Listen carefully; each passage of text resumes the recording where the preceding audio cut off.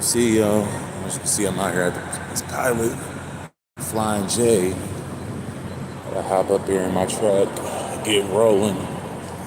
Hopefully, you guys can hear me. I don't know if you guys can hear me or not. These pods, in my hand.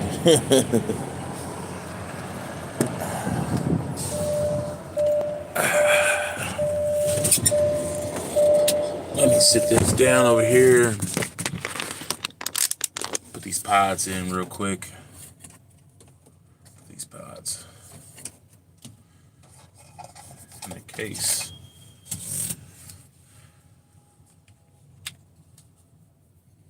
So that y'all can.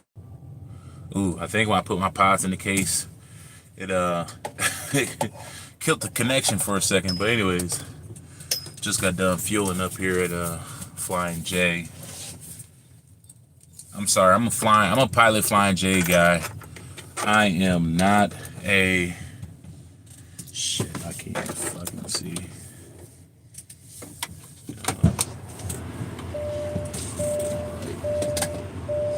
Ooh, that's all bad. That's all bad. I'll turn this light on real quick. And I gotta put something up real quick.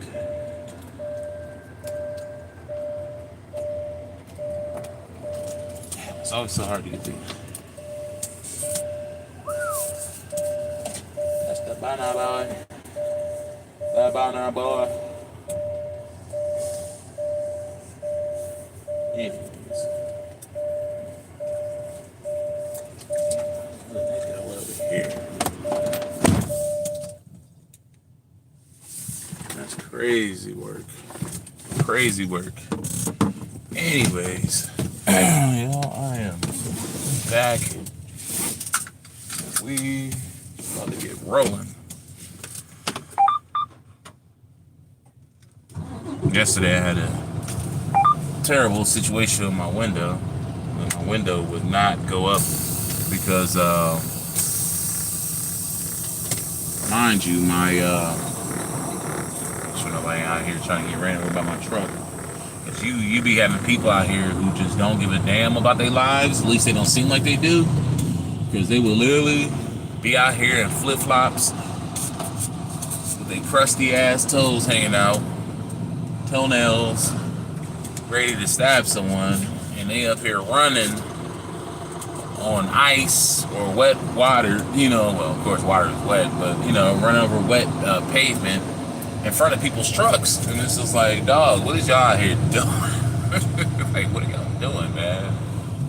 I tell you, it's a lot of people out here who trucking who shouldn't be trucking. I'm just gonna keep it that simple. I ain't gonna go into details. Y'all know where I'm getting at, man. It has nothing to do with race or anything like that. It's the truth. You got a lot of folks out here who ain't got no business trucking at all. But anyways,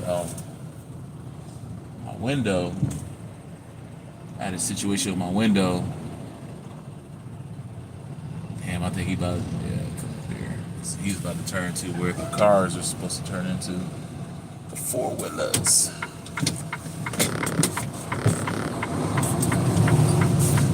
Anyways, the other day I had a window situation. My window would not roll up, and it's a good thing that we had good weather yesterday. It started off a little chilly. Actually started off cold as hell yesterday morning. It was like in the 40s. I want to say it was like 45, 49. I think it was like 49 degrees, man. It was cold as shit. But then, of course, it got up into the 70s later on that day. Shout out to Big Judah. Shout out to that brother. He dropped a comment yesterday. I mean, I was in his, I would say neck of the woods, but, Big Judah, he out there in California. So, but I was down in Louisville, and Big Judah, he's from Kentucky, if I remember correctly. Big Judah's from Kentucky, so I was down there in his original neck of the woods. I'm down there pretty often, actually, driving through there, driving through the beautiful Appalachian state of Kentucky.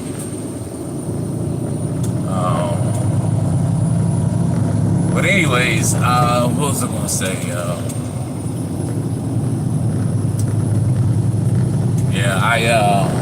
And also shout out to the brother in Yarka. I know he really don't be online like that anymore. I know that the brother went ghost. You know, it's sad, but I understand it at the same time, man. Like, you know, we be going through, you know, our mental battles, you know, our spiritual battles, and sometimes you just need to pull away from everything. And I totally get it. You know, I get it. But I just hope the brother ain't, you know, forget about the people who have love for him. You know what I'm saying? Yeah, you know, I think sometimes we just got to remind folks that we care about them. You know what I'm saying? So shout out to Yarka. You know, he definitely is missed by those who did, you know, deal with it on various levels. But yeah, man, shout out to all those out there who's putting in work, man. You know, again, shout out to Big Judah. You know, he's constantly putting out work, constantly, you know, coming against the scoffers, putting the truth out. You know, shout out to all the other brothers and sisters out there, you know, who's putting out some form of the truth, because we all have our specialties and what we're good at. You know, we're not all going to agree on everything, and I think that's what people got to understand, is that we're not going to all agree on everything, but we got to learn how to work together and to at least be in some type of agreement, you know, because Hashatan and his whole fucking crew of millions, they out here working triple time, man. Fuck overtime, forget double time. They are working triple time out here, and they ain't playing, man. There ain't no rest for the weary, man. I can tell you that. Ain't no rest for the weary. I think everybody's feeling it at this point. You know, whether you believe in the Most High or not, I think everybody's feeling it. I know everybody. Ain't no thinking about it. I know everybody's feeling it. I mean, just look how society is. I mean, shit. I know in places like California, gas has got almost as high as $10 in certain places. I was just talking to my younger brother. He was telling me out there in Seattle, the gas is was down there, like, it was like $9 and some change, man. Like, what are we talking about here, man? So, you know, here in Ohio, it's not that bad. Like, it's almost $5. So I know we can't complain. You know, we had family who came up from North Carolina. They're like, man, y'all gas is good. I guess, man. I guess. But, man, yeah, it's rough out here. People feeling it, man. You know, and it's sad because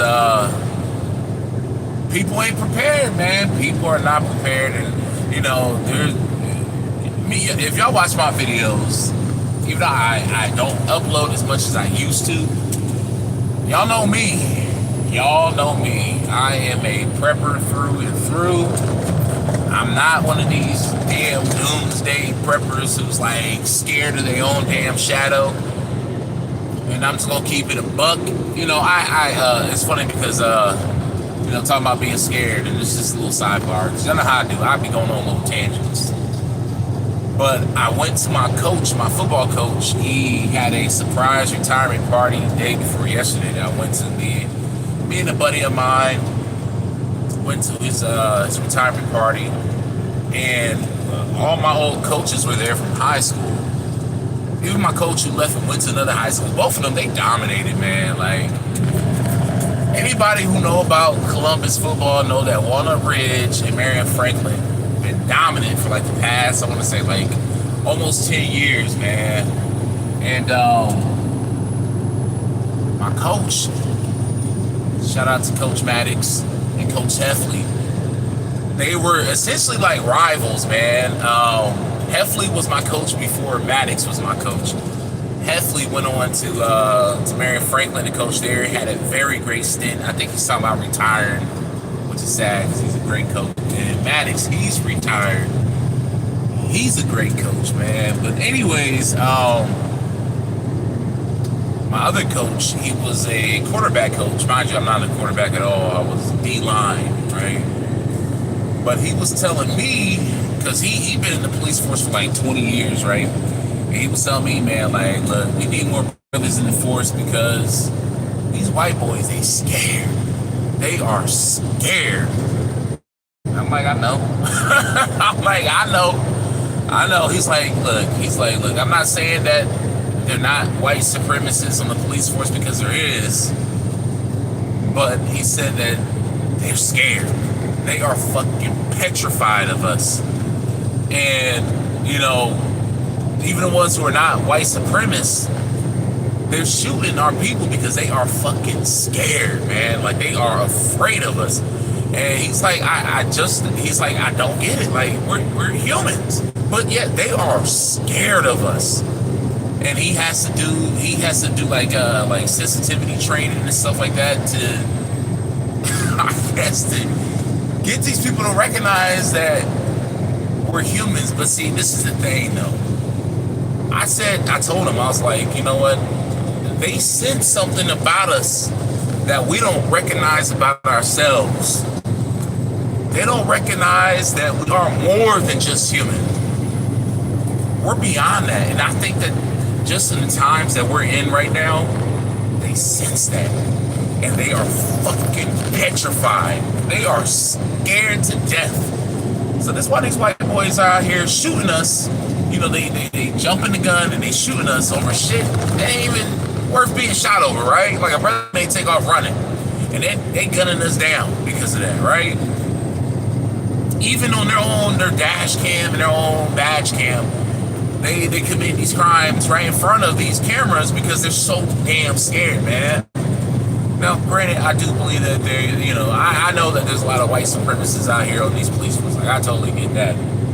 But these motherfuckers are scared. And I want to say this because there's this dude who's running around. His name is Chud the Builder. I call him Chud the Coward. I'm sure if y'all been watching social media lately, he kind of went viral. Because essentially this dude, he is a white supremacist coward that goes around and antagonize our people, right? He goes around and antagonize us. And he calls it chimping out whenever we react to his blatant overt racism, right? But the dude is a coward because there was this one time, one of these videos, he was in front of these bouncers. These brothers probably as big as I am or maybe bigger. And, you know, he was talking shit to him, right?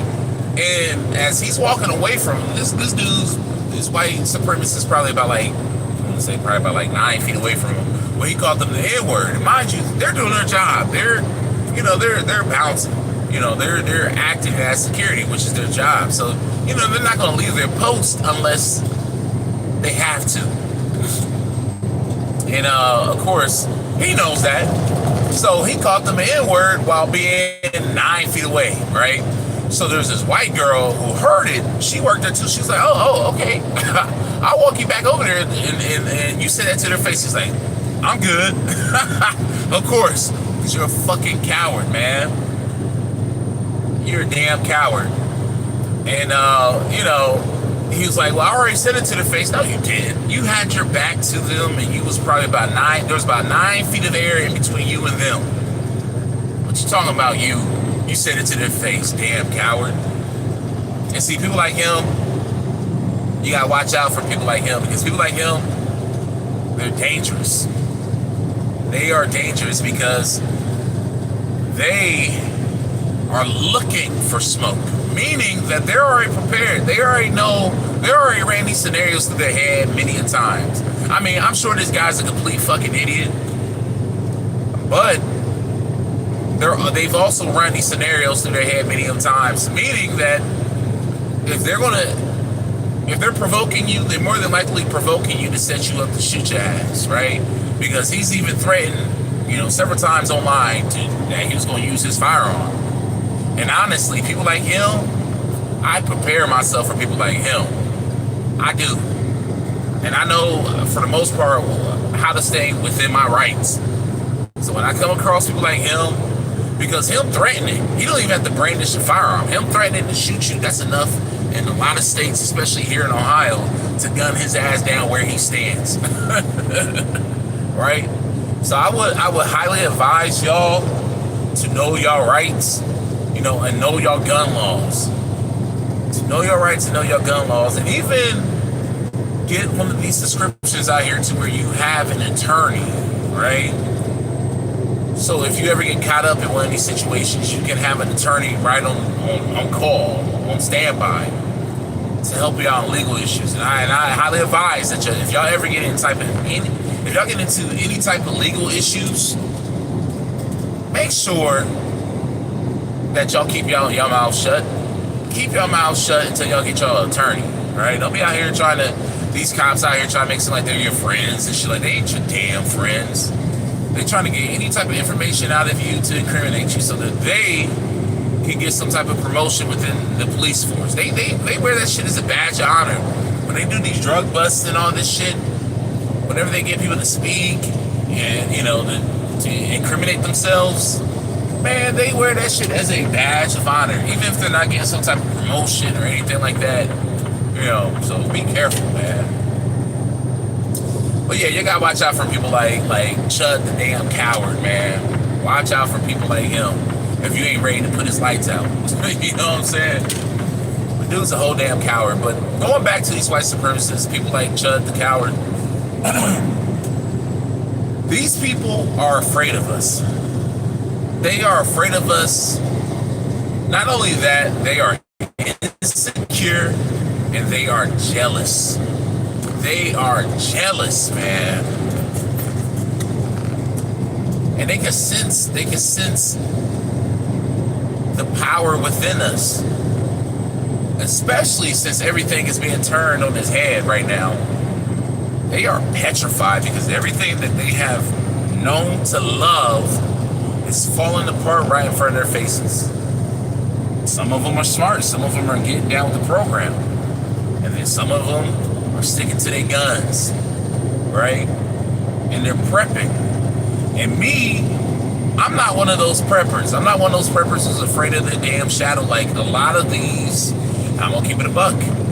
A lot of these non-black folks, a lot of these white folks, you know, like City Prepper. What is the one dude? This is one dude, man. We call him the scary white boy. Me and my wife, we be nicknaming people, man. But we call him the scary white boy. What's his name? He used to be bald faced. Now he got a big ass beard.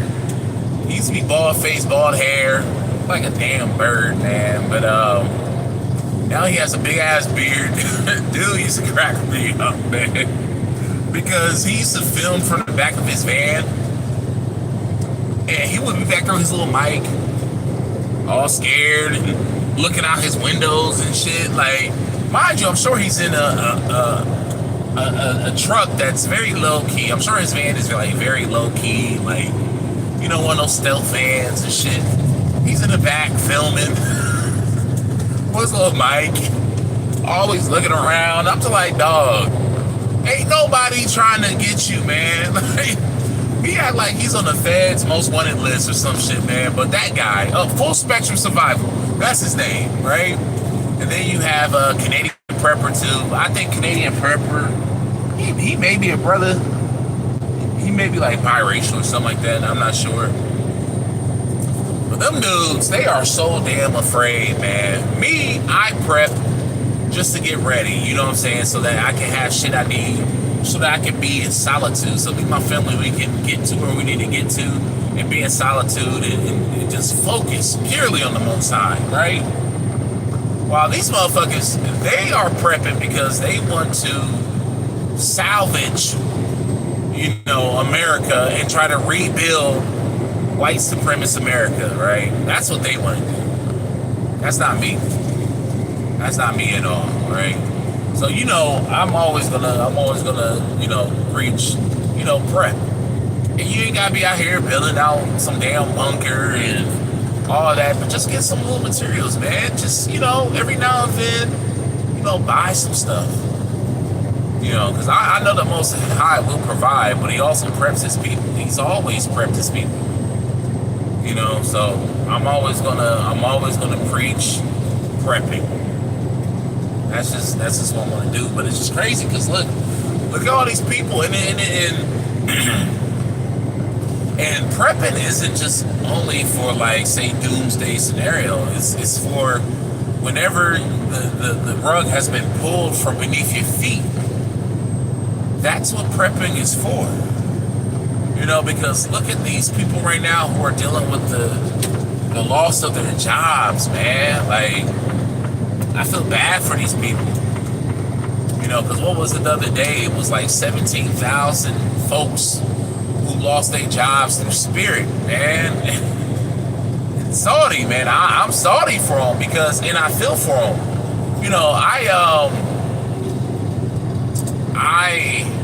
love Spirit. I ain't gonna hold you. I love that airline. And the reason why is because it was cheap, man. It was cheap. Now, granted, there are other airlines out there that are cheap too. Like, you know, Breeze, they're cheap. JetBlue, they're also cheap. Frontier, they're cheap airlines too. You know what I'm saying? Sorry. I'm a little congested right now. They're cheap, you know, in price.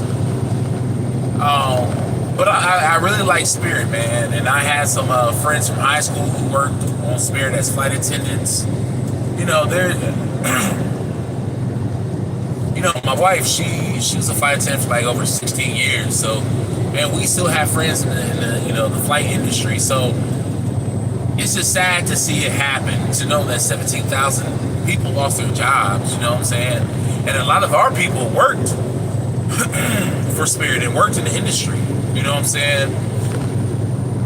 There's some cool folks I met over the years who worked for Spirit, and just to know that they're without a job right now, it makes me sad. But for reasons like this is why I believe in prepping, because hell, you know, all the money that you may have gotten that's maybe in your savings may have to go straight towards your bills, you know, your utilities, your mortgage, your rent, whatever it may be, you know, and the supplies you gathered, you may have to use that to feed your family, you know what I'm saying? Because, you know, my household, we literally have like months, if not years, of supplies that if we need to, we can feed ourselves and funnel our money to other things, you know what I'm saying? Whether that's buying like supplies or, you know, paying our mortgage, our rent, and stuff like that, we can focus on that rather than, you know, having to focus on food, you know. And say if we need to, say if we're like, just fuck the house and we want to get the hell out of the house and set up tent somewhere, and then use the money that we get from our jobs and stuff like that, or whatever other money that we have, we can use that on other stuff rather than, you know, using it on, you know, things that we don't need, you know. So that's why I just say prep, man, because you just never know. And it, like, people are losing their jobs left and right. Like, left and right, people are losing their livelihoods. Because it wasn't just Spirit within the past year that had let go of thousands of people. It was Oracle just not too long ago. Microsoft, they're even talking about, they're telling their employees that have a combination of 70 years between their life, right? And how many years they've been working at Microsoft to retire, to go into early retirement. Because right around the corner, I'm sure they're going to be laying off thousands of people. There's been many jobs that have been laying off thousands of people, man. It just been going bankrupt in general. You know, you had Yellow. I think Yellow was like one of the first ones to do that. And I'm talking about Yellow, the taxi cab / truck driving company who let go thousands. I mean, they closed up shop. I want to say probably about like 2 years ago, they closed shop, right? And hundreds of thousands of people lost their jobs, right? Then you had FedEx that let go of a few thousand people. You know, I mean, it's just happening, man. You had JB Hunt, just like I want to say about a year or two ago, who let go of thousands of people. They closed down their fulfillment, their final mile. I think it was, Final Mile. accounts, and even a few of their other accounts that they let go of. Hell, you've got trucking companies right now that are letting go of drivers. You got a lot of, and what's really hurting right now are your white collar jobs. I will say that your blue collar jobs have a little bit more of job security right now because they need that manual labor. But hell, even manual labor can be replaced, as we see. But right now, your white collar jobs, they're going. They are going, and it's crazy that people have put in anywhere between 2 to 8 years, 9 years of their lives to get these degrees, and these degrees ain't worth their weight in toilet paper, man. You know what I'm saying? Like, toilet paper is more valuable than some of these degrees right now. Because at least with toilet paper, you can wipe your ass with it, with a degree. That shit probably hurt, you know? You gonna have a raw ass after you wipe your ass with that degree, man. So, hell, that's sad. That's sad that these people have literally put themselves in debt. Me and my wife, we was watching Pop the Balloon the other day, and it was his brother who, I don't know what he is, because he said he's from either Ghana or Nigeria, so I'm not sure if he's a brother or not, but this dude is up here on Pop the Balloon trying to find a woman, and he's like $90,000 in debt. I think he said he was. I can't remember how much his brother said he was in debt. But he's either a lawyer or a doctor. I think he's a lawyer, and I'm just like, dude, you that much in debt, and you out here trying to find a woman to marry? How about you square away that debt first? But hell, it probably doesn't matter. He probably looking at it like, fuck, it doesn't matter, man. I'm up here. Hey, that debt can wait. I'm just trying to find a woman. Start a family because society is crashing. I don't know what his mindset is, but hey, do you? He probably like, look, I'm gonna rock this thing out for like 7 years, and then that debt gonna disappear. And hey, if y'all have student loan debt, I see lightning in the distance. If y'all have student loan debt, don't pay that shit, man. Don't pay that, man. That shit will fall off, man. It will fall off after 7 years, and they will stop bothering you about it. Like, of course, the debt will still be there, but they can't harass you for it. They can't take you to court for it, right? Even if it's like something that you got through, like federal student loans, like that shit will still fall off. Honestly, I feel like all that shit is a setup, y'all, man. Like, all this, man, Trump is full of shit. He was talking about how, in this campaign run, I'm going to bring in a lot of jobs. I'm going to do this. I'm going to do that. And it's like, dog, you ain't did shit. The only thing you have done is lost jobs. Under this run, he ain't did nothing but just lose jobs, man. It's crazy, man. Man sat here and lost jobs left and right and center. Like, he gonna sit here and talk about like bailing Spirit Airlines out, but of course the U.S. government is gonna have 90% stake in the business. Like, what the fuck is the point of that? They ain't even making money at that point. Like, are you kidding me? What type of business deal is this? What does he think this is? Shark Tank? Because if so, man, kick his ass off, because ain't no way somebody gonna take that deal. 90% stake in the business? Like, are you kidding me? That's the worst deal ever, man. That's the worst offer ever, man. Even Mr. Wonderful ain't make no damn deal like that. I'm sure he sat back shaking his hand, but they buddies. They buddy, man. All these motherfuckers is buddy. They all related to. But anyways, man, shit, these businesses are tanking. And I like how Big Judah put it in his video the other day about how the spirit of America is leaving. The symbolism behind spirit. You know what I'm saying? Like, it is definitely symbolism. It's definitely symbolic for the fall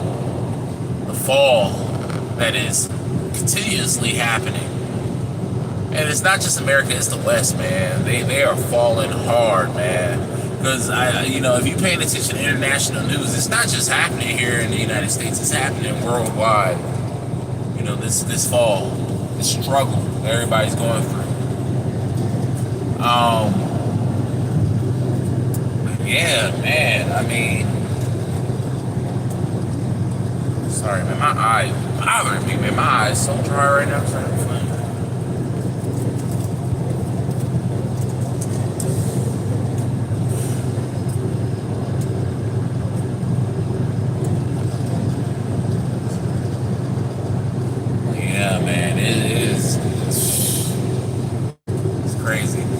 Trump, he promised. Remember, he was talking about making money off the tariffs.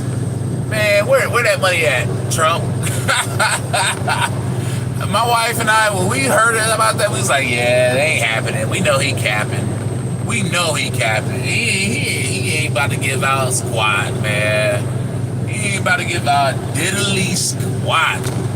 Talking about it's gonna come in some form. Yeah, man. When I heard him saying that, because at first he was like, yeah, we're making so much money off these tariffs, the dividends, and the blah blah blah. When he was saying that, I was like, yeah, whatever. But then he was like, well, it's gonna come in some form. When the one dude said it's gonna come in some form, I was like, yeah, exactly. We ain't gonna see that money. That's essentially what we said. We ain't about to see that money. And that's why I was saying, I was telling people around me, like, don't even count on it. Don't count on that money. Don't count that money. Some people did, man. I remember there's this one chick who I was talking to. She was heated, man. She's like, because you could tell she was frustrated. It was assistant. You could just tell she was frustrated financially. Like, she was going through it. And she was heated because I was doing Uber at this time. And this was just, like, not too long ago. I want to say probably about 3 weeks to a month ago. And she was like, man, Trump ain't doing shit. I fucking hate him. He promised tariffs. He promised that he's gonna get a stimulus check from the tariffs. Oh, she was sick, man. I just felt bad for her because you could just tell she was just, even though she didn't disclose her finances, she was like talking about, like how expensive everything is. And just the way she was talking and the passion in her voice, I could just tell she was just going through it financially, man. I just felt her energy, man. It's just sad because you got a lot of people right now who are scrambling. They are scrambling on trying to figure out how to get money in their households because they just lost their job. You know what I'm saying? And there are jobs out here. But there aren't jobs out here at the same time either, because you got a lot of jobs who are you got a lot of these companies that are feeling the financial crunch, of everything being so expensive right now, because you got trucking companies that aren't moving as many loads right now because diesel fuel is expensive, man. It is expensive right now, which is why I'm so happy I'm no longer doing Uber, because hell, that money, just to fill my tank, in my wife's car, mind you, I was doing Uber in my wife's car just to fill that tank, man. I was paying like $70, and that's back when gas was like $1 cheaper. Now it's $1 more expensive. So I can just imagine right now, just to fill her little Saab, it will probably cost more like $80. I wasn't doing it in my truck. Hell no, I wasn't doing it in my pickup truck because easily, I'm sure I'm throwing like $110 just to fill that tank up. Not at all. Not at all. I'm not doing Uber and that. No. So I can just imagine how it is for diesel when diesel is more expensive than just, regular unleaded gas right now, right? Man. So you got a lot of businesses that are hurting right now because these trucks you got truckers who ain't driving right now because they're like, fuck it, it's too expensive and we're not getting paid enough from these companies. And in order for these companies to get shit moved, they have to pay truckers higher rates. And it's just not good. And then you got truckers who pay rates are being cut. Like when I was at JB Hunt, they was cutting our pay like crazy, man, just to save money. So society as a whole was hurting. So with, a lot of these companies not moving freight like how they want to, they're cutting hours. They're getting rid of people. They're getting rid of new people. They're getting rid of people who need to retire. And it's just not a good deal for society right now. So you got people out here who are hurting bad, man. And then the next best thing for people to do who are in between jobs is going to do Uber. So now you got an influx of people out here who are doing Uber, DoorDash, and all that stuff, which is great for Uber and Lyft for those companies. However, now you got more people out here competing for fares, and it just puts a strain on the people out here who are doing Uber and Lyft full time, right? This is why I tell people all the time: do not use Uber and Lyft as a long-term means to making money. Let it be something that's temporary, because it's not sustainable. It is not sustainable because of various reasons. It's not sustainable at all. So, man, but I mean, do what you gotta do. Do what you gotta do to take care of you and your family. But, like I said, it's not something that's sustainable. But this is why I tell people all the time to prep. Because it will definitely lighten the load.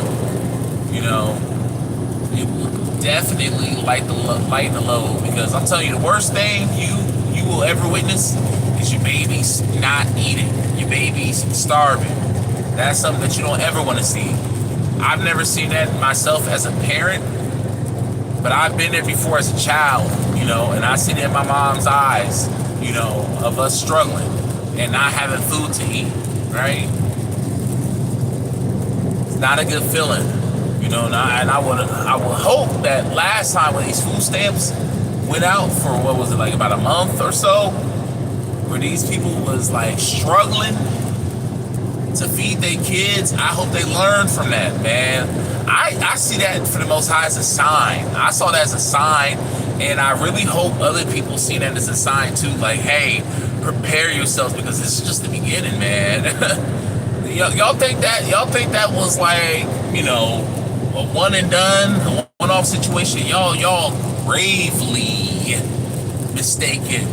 That was not a one-off. That was the canary in the coal mine, okay?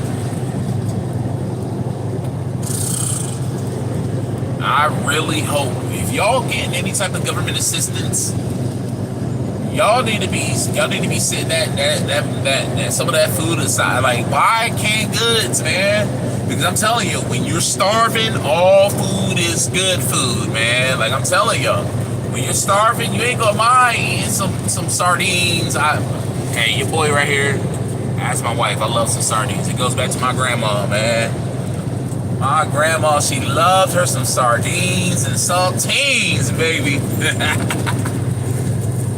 I do too, man. My mom, she eats the same thing. I do too. I love sardines, man. I love eating sardines and saltines.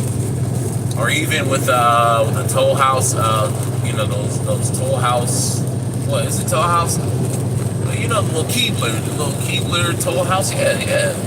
Not cookies, but crackers, those buttery crackers, yeah. Those things is delicious. My wife, she can't stand sardines. My grandfather couldn't stand sardines either. I guess just the strong fishy smell. But yeah, I love sardines. But hell, put up some tuna, some canned sardines, some canned fruits, vegetables. Whatever you can get that's canned, or that comes in the Mylar bags. So like tuna pouches. Hell, you can even put your own food in Mylar.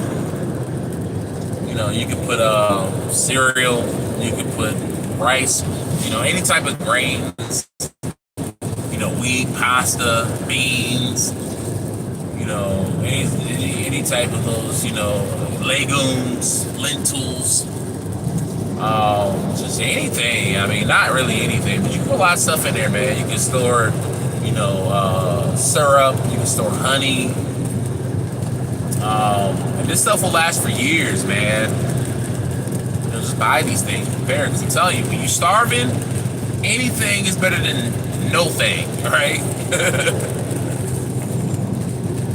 Yeah, man. And like I said, white collar jobs are just they are hurting the most. These white collar jobs. because they're easily being replaced by AI. And it's so crazy because the same people who are developing AI are being replaced by the very same tech that they created. I'm just like, look at the irony of it, man. Y'all up here create AI to replace people's jobs, but then y'all jobs are being replaced by the AI that y'all created.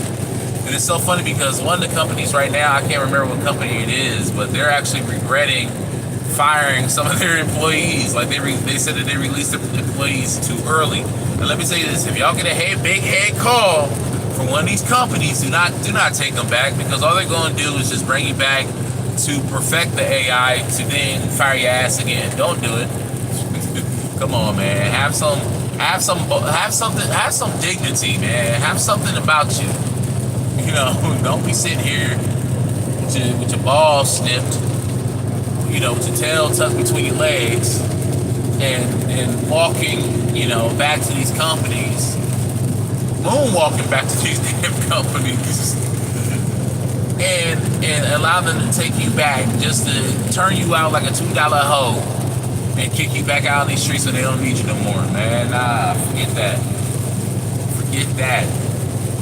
So, yeah, man, I can't remember what company it was, but yeah, he was spinning the block again, like, look, I need you, and I want you.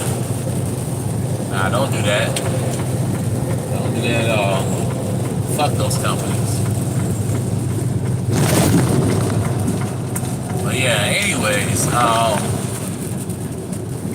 what was I going to say?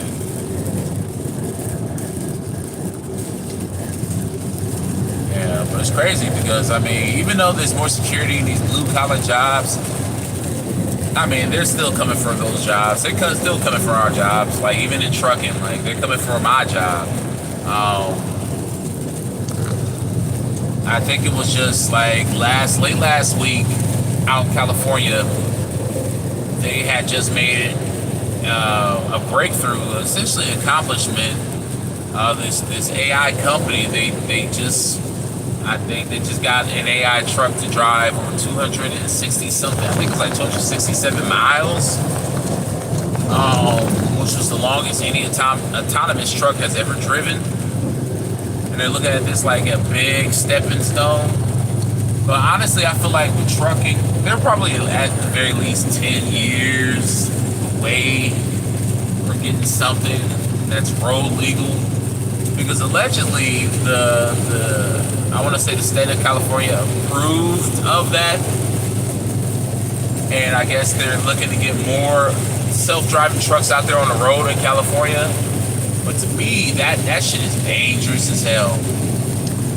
And it was funny because when I was doing Uber, I actually picked up this guy who's in tech, and we were talking about AI, and he was talking about Tesla because he actually worked for Tesla. He helped develop a lot of technology behind Tesla, and he was telling me, man, it's funny because with Uber, you learn a lot of shit, man. If you're a person who likes to communicate with people, and I talk to a lot of my fares, like the ones who did my conversations I spoke to, I learned a lot of shit, man. And yeah, with this guy, you know, he worked for Tesla, and he even did some work with Waymo. And he was telling me how a lot of these vehicles aren't truly self-driving, but that a lot of these vehicles are actually controlled remotely by humans. I was like, oh, really? He's like, yeah, you can go and Google this. I mean, this information isn't really talked about, but you can find it on the internet. And I still haven't looked this shit up. I'm gonna be honest. I still haven't looked it up to see if it was true. I took it at face value because I remember some years back hearing something similar. I'm like, huh, you know what? You kind of confirmed what I heard years ago. So I'm probably sure it's the same deal with these self-driving semi-trucks. Like, I'm sure they don't fully have the technology, you know, I'm sure they don't fully have the technology of self-driving trucks, you know. But yeah, man, they're coming for blue-collar jobs too, you know. They already have automation in a lot of these these warehouse jobs, you know, just look at like Amazon for an example. You know, they out here doing they fizzle, man. Amazon must be stopped. But yeah, man, it's crazy, man. It's crazy how these out, and like I said, man, you know, Spirit ain't gonna be the last. They ain't the first, and they definitely ain't gonna be the last. And it's a trend. I mean, really, it's a trend right now to cut the fat, man, cut the dead weight, and that's exactly what they're doing. All I can say, if you want to keep your job, you better make sure you're the most useful motherfucker there. But honestly, I don't feel like everybody should be putting their all into these jobs, man. But if you soulless, go ahead. If you soulless, if you want these soulless corpses out here, go ahead. Go ahead. And speaking of soulless, man, there's a lot of soulless folks out here. See, if y'all ever wonder, y'all, hey, look, y'all need to get into the cabbage, but I'm telling you, this conspiracy theory about the Cabbage Patch, I may do a video on that in the future, but these rabbit holes about the cloning and Cabbage Patch and the homunculus, man, y'all need to get into that, man. Because if you ever wonder why some of these people out here are cold-blooded, don't seem to have a conscience about them, don't seem to have any empathy or sympathy, y'all need to look into it, man. Because I'm telling you, especially when it comes to these less melanated folks, if you ever wonder why they're so cold-blooded and can just gun people down so easily, they can live and spread the philosophy of capitalism, which is a very cutthroat, evil mindset. If you ever wonder why they're just so damn evil, they just hate us for no reason, look into those theories, because a lot of these people, they ain't humans. They ain't got souls, man.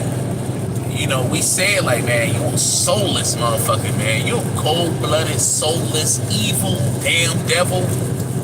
It's true. And it's not a figure of speech. We're not figuratively speaking. Our souls, our spirit can feel that they have nothing within them. They are dead. They are dead. They're just like the damn Nephilim, man. They have no souls, man.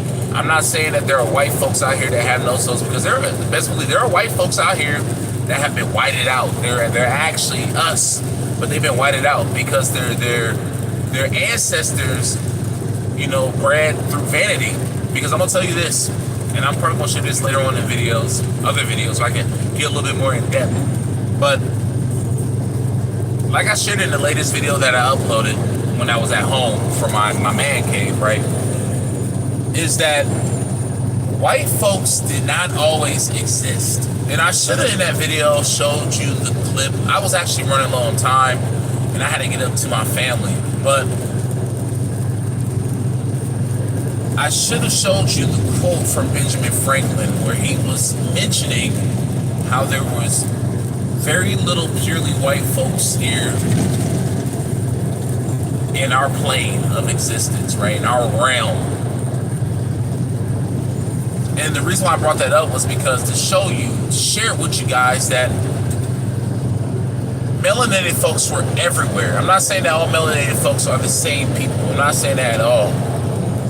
But there was nothing but melanated folks, mostly melanated folks on the face of this plane, right? 99.9% of people were melanated, heavily melanated. I'm talking about nappy hair, brown skin, right?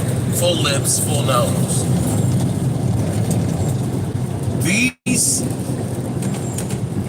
barely melanated folks came on the scene mostly in the mid to late 1800s. We were creating these people. And the very few that did exist before the 1800s, the royal folks over in Europe were breeding with them through vanity breeding.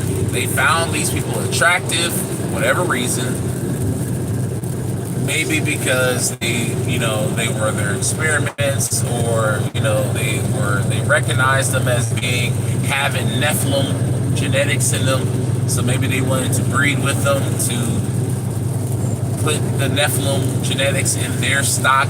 I don't know what the reasoning was, but it was vanity breeding. That's a new phrase that I've come across, and it explains it down to a T. A lot of our people breed with lighter skinned folks because of vain and carnal reasons. Oh, I want my kids to have light eyes. Oh, I want my kids to have lighter skin. Oh, I want my kids to have an easier time in society. Right? And when you have that type of mindset, that mindset rolls off into your mixed children. And then your mixed children, they start either breeding with other mixed children, or they start breeding with white children. They start vanity breeding also. I've seen it. My youngest brother, his daughter is a white girl. She's physically white, but she's us because her father is my father's son, who is an American Aboriginal, right? So this is why I say that there are some white folks out here who don't look like us, but they are us. Maybe not physically, but spiritually, they are us. They actually have a soul. So this is why I say all the time, I don't hate white folks. I don't hate anyone except for evil folks. I hate them. These soulless motherfuckers out here, I hate them. Right? But there are some people who call themselves white, Hispanic, Chinese, African, what have you, that really don't belong to these groups. They're really us. But, their people have separated from us for so long that they became a part of these other cultures and ideologies, right? But, going back to what I was saying originally, you have people who bred through vanity, like my dad did, and like my younger brother did. Through vanity, they bred. And also through familiarity, too, because my brother's mom was white. So, of course, it kind of makes sense that he's going to get with a white woman because he loved his mom, right? So, it's sad that those type of things happen. But anyways, the royalty of Europe, they bred with these creations. Google the homunculus. I mentioned that in the other video, but look it up. The homunculus was, I believe, one of the ancestor, the prototype to white folks. If you ever wonder what that is, go and look at these old maps. These maps from the 1500s through the 1700s. And you will see these maps depicting these weird creatures in Africa and even Europe. You will even see these pictures, like you will literally see these pale skin, straight hair cyclops in Africa. This is why I was saying in the last video, Africa was the last place to be civilized. It was the last place to be what is the word that I'm looking for? To be inhabited with civilization. Because like the brother shared in another video, it was a dumping ground. It was like how Australia was in the 1800s. That's what Africa was. This is why it has the greatest genetic diversity. Because like I said, wherever the original people are, there's not going to be a huge genetic diversity. Why? Because we were all the same. And then once we got into these different points and got into these different environments and start mixing with different things, that's when you started to get the genetic diversity. All right? This is why I said in another video, the oldest genetics you can find are here, are found in us. Found in us. Why? Because we're the original people, right? America is the oldest. But, you had these people who were being created out there, these homunculus. And these are the prototype of white people. Pale skin, blonde, not blonde hair, but straight hair, and light color eyes. Go and look at those Cyclops. Go and look at them on these old maps. I'm sure you can probably find it through Google. If you type in old maps with Cyclops, you'll find it. Literally, pale-skinned folks in Africa. And then you also see other prototypes of them in Europe. They were called the dog men or the hairy men in Europe. You will see these folks with these pale skin in the face, straight hair all over their body, like straight up dog-looking hair all over their body. And you will see old paintings of these melanated Europeans in armor shooting arrows out of the towers. And you will even see them in other pictures fighting against these damn hairy Caucasian creatures. Right? And you find out through, through studying that these creatures were created. Look into the story of Yaqub, the story that the Nation of Islam teaches. I used to think they was capping about the shit, man. But now I know that there is truth in that. That there was scientists back then that created these people. They created these white people. And they've been doing it for thousands of years. I believe that they took genetics from the Nephilim, mixed it with human DNA, and then also mixed it with animal DNA. And I think that this explains the animalistic tendencies of some of these white folks out here who are very aggressive and love animals. If you ever wonder why, white folks love animals so much, why they sleep in bed with their dogs and let their dogs lick them in the mouth and have sex with their damn dogs and animals. If you ever wonder why, it's because they are animals themselves. They have that in their genetics. It's not just a figure of speech, but it's reality for these people. Like, this is who they are. This is why they have the animal tendencies. This is why they can be hairy as hell. Fur all over their bodies, man. This is why they can have tails, like literal tails, that they can wag. Heavily melanated folks are the only group of people that don't have these type of oddities, like growing horns, having fur over their body, having tails. Most of this stuff is found in so-called white folks. This is why they have that Neanderthal DNA. But my point in saying all that is that these are not natural humans. They're not natural humans, which is why they don't have souls at all. They have spirits in them, but they don't have souls. And I think that this is why they're so insecure, because they can sense our soul within us. They can sense it. They can sense something that they don't have.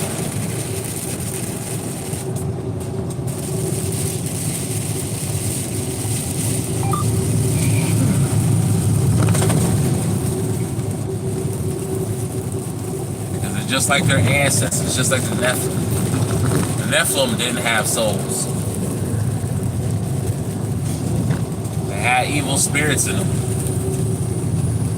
That's why they're so damn evil. And I'm sure when they die, they become more unclean and evil spirits. They join the groups, they join the ranks of their demonic entity brothers and sisters. I do believe that, and I'm starting to believe that ghosts are real for a second. When I got into the whole Hebrew Israelite thing heavy, and the whole Hebrew Israelite, and I'm talking about these Hebrew Israelite camps. I'm not just talking about anybody who identifies as Israelite, because I still identify as an Israelite. I just don't identify as a Hebrew Israelite. These camp banging brothers, I don't identify as that, because they're way off on a lot of shit. But when I first got to the camps and stuff, I just started to dismiss all that, because that's what they teach in there. They teach all that stuff is fairy tales, right? The only thing that they hold on to is the whole UFO thing, aliens and all that stuff. But they teach that, giants didn't exist, that they were just only really just tall humans and all this shit. And, you know, they try to debunk a lot of that stuff. They know better than a lot of these Christians, man. But you know, I didn't believe in these things, that these things existed. And ghosts were one of the things that I didn't think exist, but I'm starting to believe that these things are real, ghosts. And really, I think all ghosts are just unclean spirits. That's all they are. And I think that they're not just any unclean spirits. I think that they are unclean spirits of these so-called non-human, aka majority of these white folks and pale folks, pale skinned folks, whether you identify as Hispanic, Asian, whatever. I believe that when they die, I don't think that since they are essentially descendants of the Nephilim, I think they have the same destiny as the Nephilim. I think when they die, that they are stuck here in purgatory. I think that they're stuck here on the earth. And when they're here on earth, they just go around and they just terrorize people. In the form of ghosts, as hauntings, as poltergeists, and all this stuff. I believe that's what happens. I don't believe that they leave. There is no place for them to go because they're not a soul like us. You know, Christ told us that, you know, he's not of this earth. That he's from the Father's kingdom. That's where we're from. Us that have souls. Right? And like I said, it's not all white folks, because there are white folks with souls. But majority of them, I think a good majority of them don't have souls. Because majority of them come from these Cabbage Patch, these clones, these incubator babies. They came off these orphan trains and were sent out to populate our world, right? I believe that majority of them don't have souls. So when they die, they go and they haunt these places. And those spirits are very real, man. They are very real. I see videos. There's this one channel that I watch on YouTube because I'm the type of guy, you know, my dad is a 60 baby. He's a 60s baby. So he grew up watching The Outer Limits, Twilight Zone. And of course, he made me grow up watching Twilight Zone, Outer Limits, Tales from the Dark Side, Tales from the Crypt, Monsters, all those horror anthologies, right? Old Outer Limits, the newer Outer Limits. You know, I grew up watching Goosebumps. I grew up watching Are You Afraid of the Dark? Now I watch Black Mirror. I watch all those horror anthologies, right? 2-second horrors or 2-minute horrors or whatever the hell that shit's called.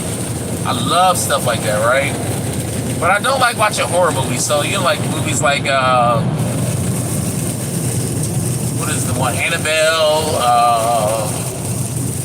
What was the other one?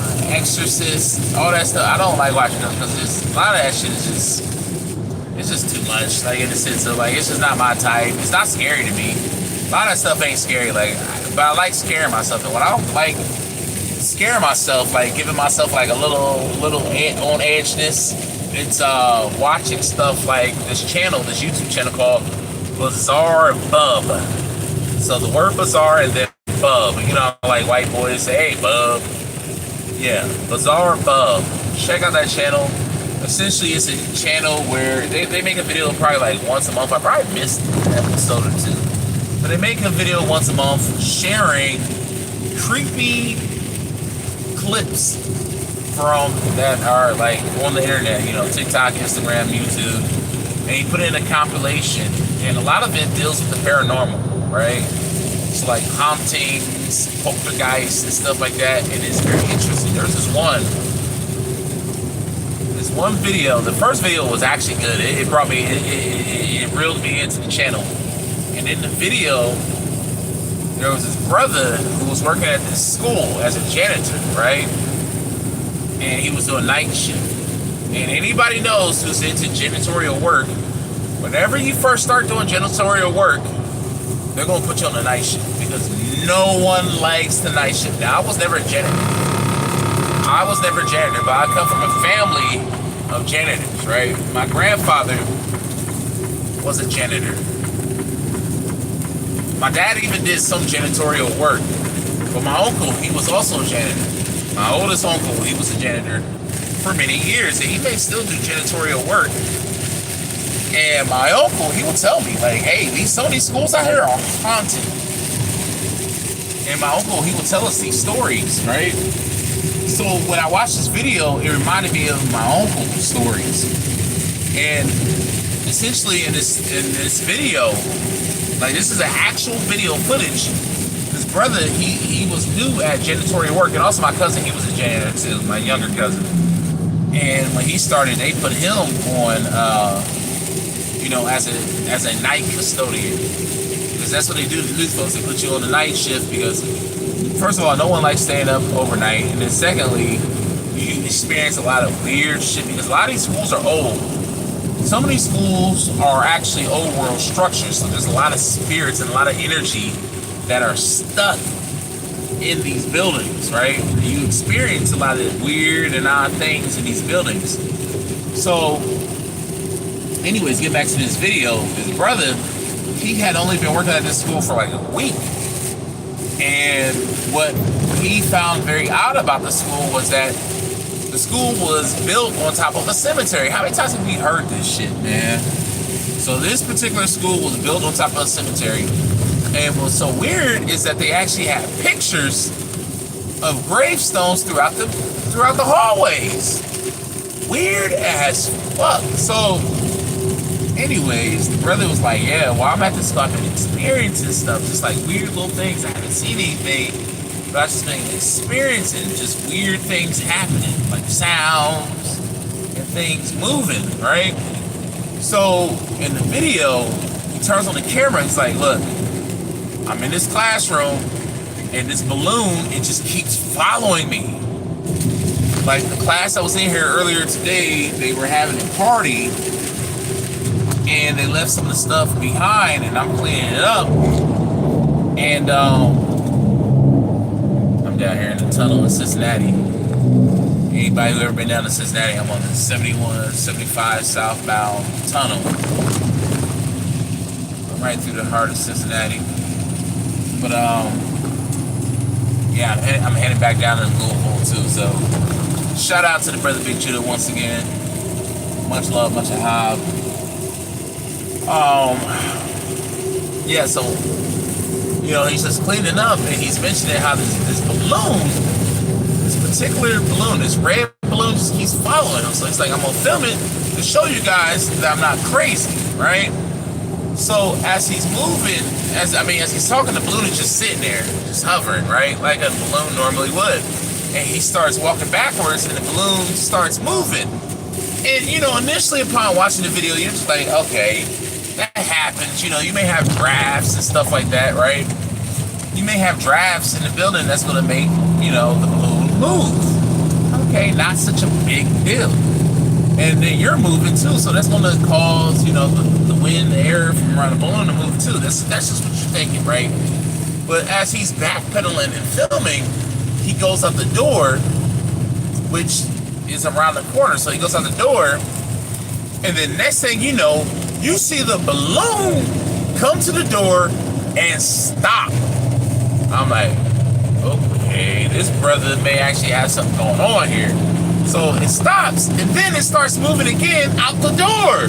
I'm like, oh, hell nah, brother. You may need to get the hell up out of there, man, because that shit ain't normal, man. Yeah, like, sure, a balloon will move. Like, ain't nothing strange about that, but the fact that the balloon traveled about 10 feet and then stopped at the door.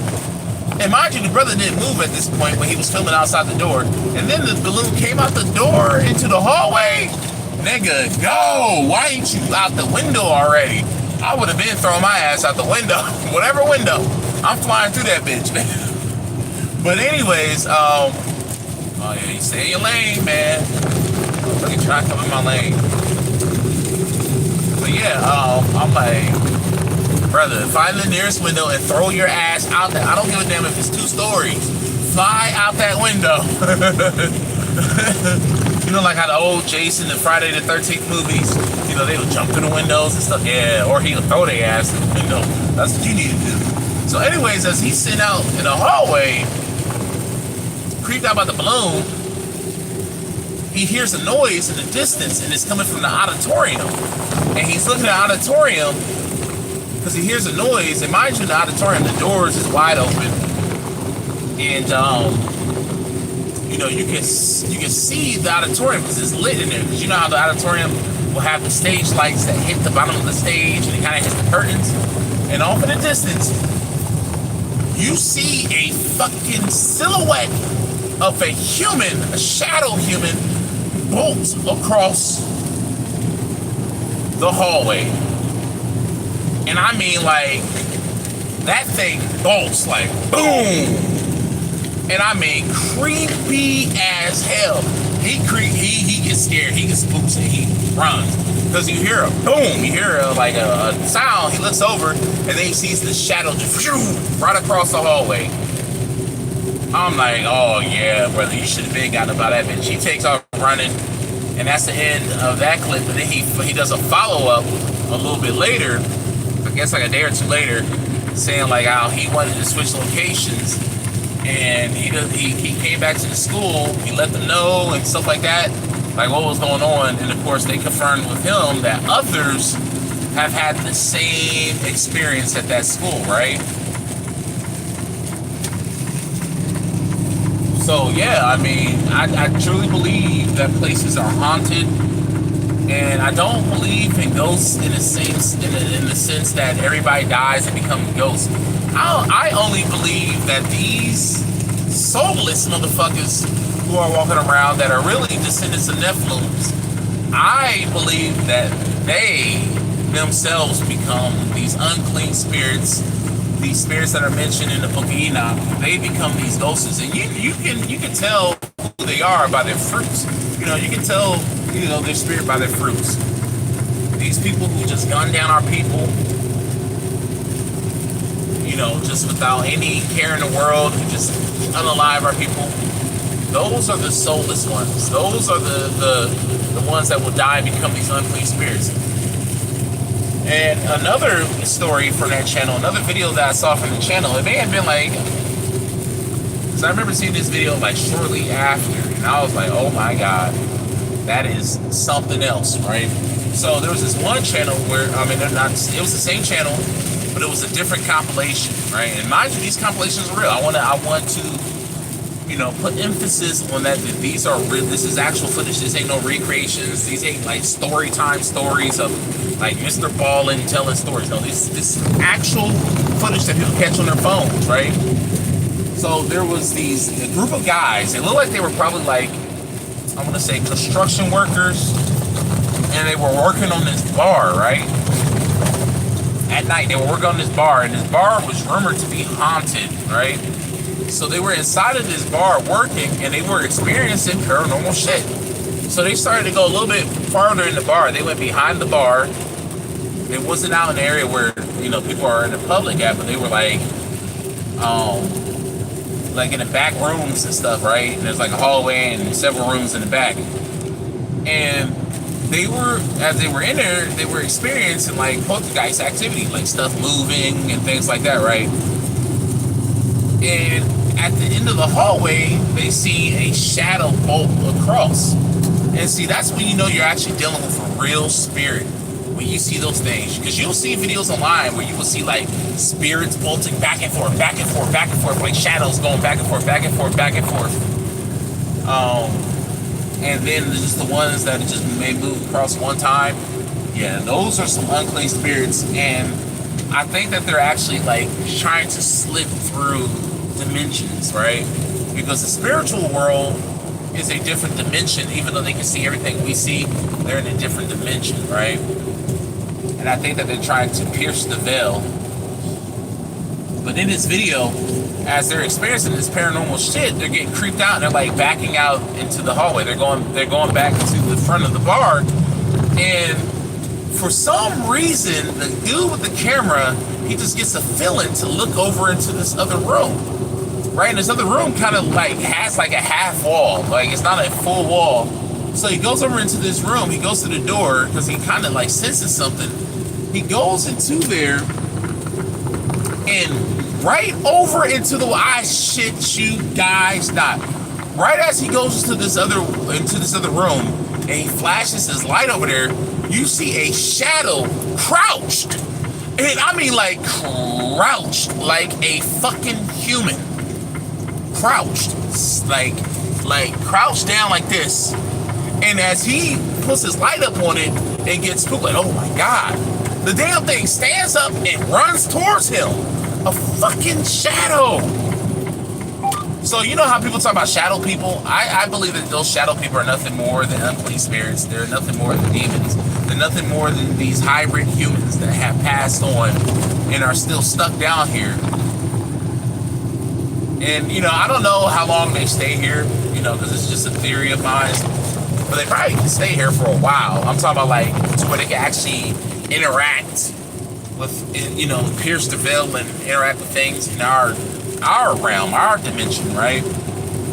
But, yeah, that shit was crazy. I ain't never seen anything like that in my life, man. Like, I've been through paranormal situations. Like, I've actually dealt with paranormal situations before. But I ain't never in my life seen no shit like that, man. But yeah, like I said, you got people out here who aren't human. Everybody out here ain't human. And I've seen a lot of videos lately of people saying that. A lot of these people out here ain't human. And I mean that in many different ways. I believe that some of these people, and when I say people, remember, just put quotes on top of that. I believe some of them are reptilians. I believe some of them are a different form of humanoid creatures because, like I said, with the whole Hebrews, like they taught me to just dismiss all of that stuff. I believe that unicorns are real. I believe that giants are real. I believe that, I don't really necessarily believe in Bigfoot. I believe that Bigfoot is a type of entity rather than an animal. I believe that fairies are real. All these things, I believe that they are real. Some of these things may have been myth and legends created of people who used to exist, but I believe that some of these things are actual creatures and entities that used to exist and still exist even to this day. I believe that a lot of these cryptid creatures are real. Alright? So I don't fully dismiss these things. Like, I've seen videos that have been verified as being real of people that are this tall living over in like places like Indonesia, right? Little hobbit creatures. I don't think our ancestors were lying through these lores and legends, man. I think that all that stuff is real. You know, because over in Indonesia, even to this day, in Philippines, they talk about the small people, the tiny people, the hobbit-like people. And there's been a few footage, you know, a few videos actually capturing these little ones, these little creatures. And there was this one where this one came out of the tall grass with a damn spear to try to, I guess, spear one of the camera people that was out there. I guess it was like riding on like a bike or a motorbike or ATV. And they happened to catch footage of these little people chasing them with spears. Like, man, that's crazy. I even see videos of people interacting with fairies, you know, so I totally believe that these things are real. You know, I believe that, you know, society has tried to dismiss these things and taught us that these things are fairy tales when actually they exist. I believe that these things are hybrids, man. Because, like I said, if you go and look at these old world maps, you will see all types of hybrid creatures. And I believe that, you know, so-called the pale races are actually hybrid creatures. They're no different from the minotaurs, the centaurs. They're no different than the mermaids and all this stuff. It's just that we accepted them while, you know, not accepting the other hybrid creatures. But yeah. That's essentially all I have for today. All I feel like talking about for today. And hell, with almost an hour and 19 minutes long. So yeah, video's long enough. want to say I'm about halfway to Louisville, so I think I'm gonna spend another half probably listening to music or watching videos. Like I actually got a playlist that I listen to because I really don't watch videos, honestly. I mean, how can I? I mean, I can only glance like every now and then, like peek at the camera real quick and then get back on the road. But most of the stuff I just listen to. You know what I'm saying? Get listening material. But I have a playlist that I listen to when I'm on the road. I got a lot of videos lined up. But man, I've been too busy listening to music, than to watch, because music, it gets you pumped, man. It definitely helps with the fatigue. While these videos, some of them can make you a little sleepy, man, if it ain't got a lot of energy to it. So, yeah. Anyways, yeah, man. Also, well, I guess I can talk about this too while I'm at it. I mean, might as well. Yeah, your boy, man. I've been, all praises to the Most High, I've been losing weight. Y'all probably noticed that in my last video. If you're gonna look at my last video and then you're gonna look at a video of me from a year ago or 2 years ago, y'all can see that I lost weight. I've lost close to 70 pounds, man. And I'm such a big guy that is,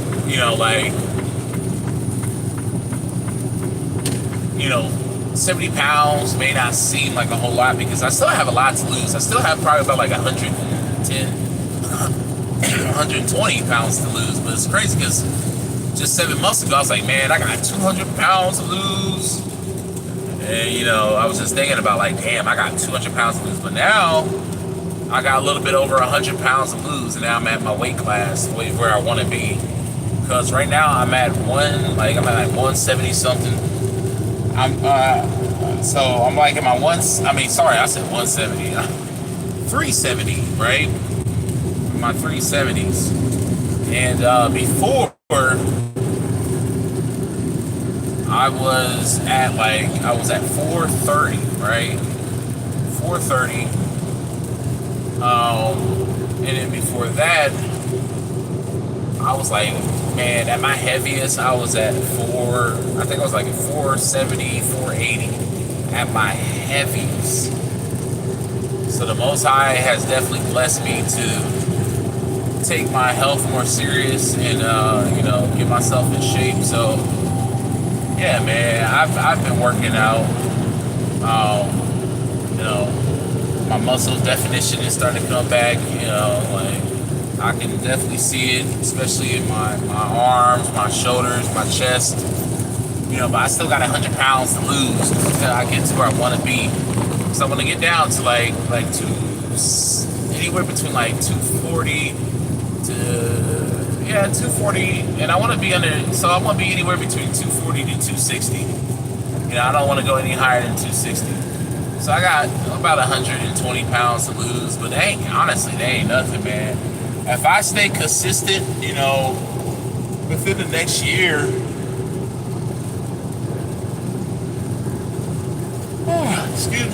within the next year, I should definitely get to the weight level I want to be, man. I will definitely get there. So me and my wife, we're both on a weight loss journey.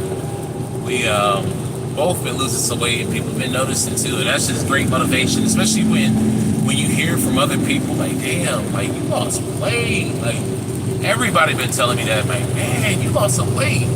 My mom, we just went to a friend of the family, went to her son's party that he had, that they had for him the other day. And, my mom, she's like, damn, man, you lost some more weight. You lost some more weight. I'm like, yeah, well, I have. So I'm trying to stay consistent. I mean, I'm not trying to stay. I am being very consistent. And it's helping me lose weight. I'm being more consistent with what I eat. In the sense of not overeating, because before I would just overeat. It's crazy because I look back at the way I used to eat, and I'm just like, damn, it's crazy. Because now I can barely eat as much as I ate before. I can't even eat as much as I could before. before, like, say for example, like, so I make these these chicken, like, fajita taco type of deals, right? And before I could eat like 6 of them bitches easily. Now I can only eat like 2 of them, and I'm full. I'm cooked. I'm done. I'm hanging it up, right? So yeah, I definitely don't eat as much as I used to. You know, and then I don't eat as much sugar and carbs as I used to. Like, I have like a cheat day, you know, just to keep myself consistent, just keep myself from relapsing. I'll have a day, like, usually on Saturdays, I'll probably have pancakes or something like that just to kill the urge, you know. But even still, in those days, I try to not eat, and I try not to overeat. And, yeah, I still don't eat as much as I used to, you know, even on my cheat day. So, you know, it's a good feeling. It's a good feeling to know that you're losing weight, you're being consistent, because hell, some days you don't even feel motivated to work out. But then when you remember, you know, because a lot of times it, like, literally, honestly, losing weight it's more of a mental thing than it is a physical thing, right? Because some people actually have like physical impairments that stop them from being able to do what they want to do, you know. But for most of us, it's actually a mental thing, right? You know, it's a psychological thing. And, you know, there's days, like yesterday, where I was tired. Like, I was like, man, I mean, there's been many days where I was like, I'm tired. I don't feel like doing it. Or you have the mental trauma before, like working out before, like, damn, how you hated doing this and that. But you got to get yourself out of that mindset. And if you want to lose weight, you have to get yourself out of that mindset and tell yourself, like, hey, this is how I'm going to lose weight. And I think a lot of times people quit, they give up on themselves before they even get results. So all they have is in their head is that I'm never going to lose weight. Even if I start working out again, it's just not for me. Because I've seen many videos where people will be like, yeah, it's not for me. Like, my hormones won't allow me. And it's like cap. There's a lot of women who have, you know, hormonal issues, and, you know, even some guys, and they're not making excuses out here. They're actually losing weight. You know, some people are like, oh, well, my metabolism is off balance, and, you know, it's slow, but yet you still have people who have the same issues and they're losing weight. It's really a psychological thing. You know, on those days where you don't feel like working out, you tell yourself, hey, I need to work out. And especially when you get those results and you know you can lose weight, that motivates you. When you know you can lose weight, because you're like, okay, this may suck. You may tell yourself, like, hey, this sucks. This doesn't feel good. Or I'm tired. But if you did your workouts once before, you know you can do it again. You know you can do it again. So there's no excuse. You know, and that's what I got to. I got to the point to where there's no excuses. Even on the days where I don't feel good, and I'm like, man, I don't have enough time. Well, you better make some time, because damn it, I do. I be making time, and when I do that, I confirm with myself, I have no reason to be giving up. And let me put my phone down real quick, because I'm coming towards a DOT. Stop, so I'm gonna set my phone down right here real quick. Because they have cameras, they actually, ooh, shit, they open too. I mean, they're always open. This location is always open.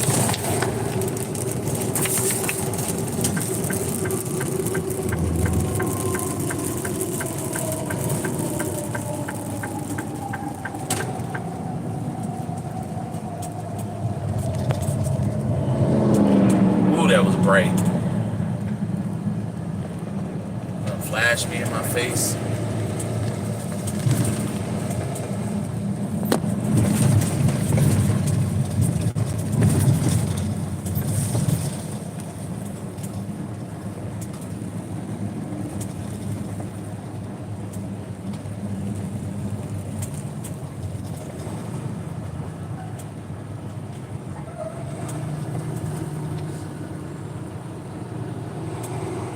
Yeah, but Yeah, I have to take the phone down just not to give them any incentives. Pull me over and stuff like that. Because I'll give them a reason. They'll take anything for real, for real. They'll tell you turn in and all this stuff. If you're giving them any reason, so it's like don't give these people a reason. So that's why every time I just put the fucking camera down. Ooh, shit, what that just do? Let me plug in my phone. My phone's unplugged. And see, this is why, like, you gotta make sure that you're on point with your DLT pre-trip. Because if you do your shit correctly, man, you're gonna get caught up out here. I'm telling you, that chicken coop, that weigh station is always open. Always open. It's actually one of the things I don't like about coming down here to Louisville, because, having to go through that DOT stop, I hate it. But anyways, so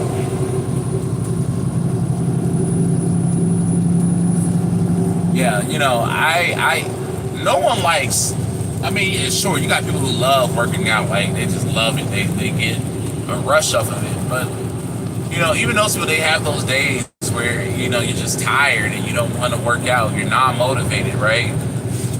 But what I found out, especially with myself, is I have to motivate myself mentally. I have to tell myself, hey, you're losing weight. And if you keep doing what you're doing, you're going to continue losing weight. If you stop doing what you're doing, you're going to gain weight. You're going to gain weight. And I feel so different about this time around. I really do. Like, I feel so different about this time. Like, I feel like I'm actually going to achieve my goal. Because I've lost weight many times before and I've gained it back. It's because I wasn't being... I wasn't being consistent, and when I lost my consistency, I didn't have the mental capacity to get back. Like, I would get derailed a little bit and think it was like a huge catastrophic derailment. There was this one time when I was still in high school, and I was cutting down in weight, and I was losing weight. And I was, this is before I had a lot of knowledge that I have right now. This is way before I had the understanding of weight loss that I have right now. I was doing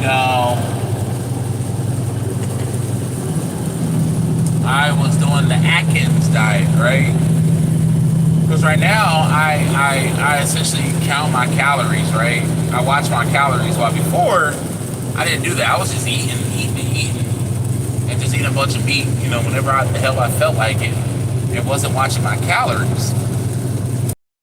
Weight though, I was losing weight, and I remember we went on a school trip to different colleges, and we stayed at a hotel, and I was trying to, abstain from eating the foods there, and I ended up folding and eating the food there, and then it just messed me up psychologically. I was like, oh, I ruined my diet.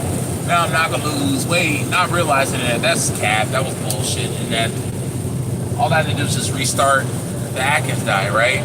And then that has happened to me other times before when I didn't even do the Atkins diet. I would do like just counting my calories, right? And then I would have like a bad week where I would overeat or whatever, and I would allow it to fuck me up, to hold my progress, right? While now, because I actually, even with this journey, I've even went up in weight. I mean, even as much as 10 pounds of weight, because I had overeaten and I was just being poor with my diet, right? And one of those times was during my daughter's birthday week. Also, it was Passover during that week, so I was just eating whatever. But another time was the Feast of Tabernacles. I was not eating great either. And I will go up in weight, but both those times I tell myself it's all right. I kind of prepared for it mentally, and because I knew I was gonna go up in weight. I told myself before, I was like, I know I'm gonna go up in weight. It's fine, whatever. But I also told myself, I lost that weight, I can lose it again. And that's exactly what I did. I lost that weight again. You know, so it's no thing, man. You know, we got to beat the boogeyman psychologically, because that's majority of the battle. That's not even half of the battle. That's majority of the battle is mental. It's mental. When it burns, tell yourself, keep pushing. This is how I'm gonna lose weight. Working out, dieting, when you're uncomfortable in the mornings, when you're hungry and all that stuff. Tell yourself, this is how I'm going to lose weight. These are the only ways I'm going to lose weight, is by, you know, cutting down on what I'm eating and working out. You know? And if you can tell yourself that, and especially if you have results, like you're like, I know I lost weight, man, that's gonna do you wonders. It really is. It's gonna do you wonders. And also, what I use for motivation too is not only my kids, but I also use Vegeta. As y'all can see, I got a Dragon Ball Z shirt on too. This one has Goku on it, but my wife, she got me one. She buys me these shirts, but my wife, she got me one with Vegeta, and the Vegeta one is tight, even though it's a big size. It's still tight for some reason. But you know how it is, especially with like Chinese stuff. They don't make all the stuff the same size. But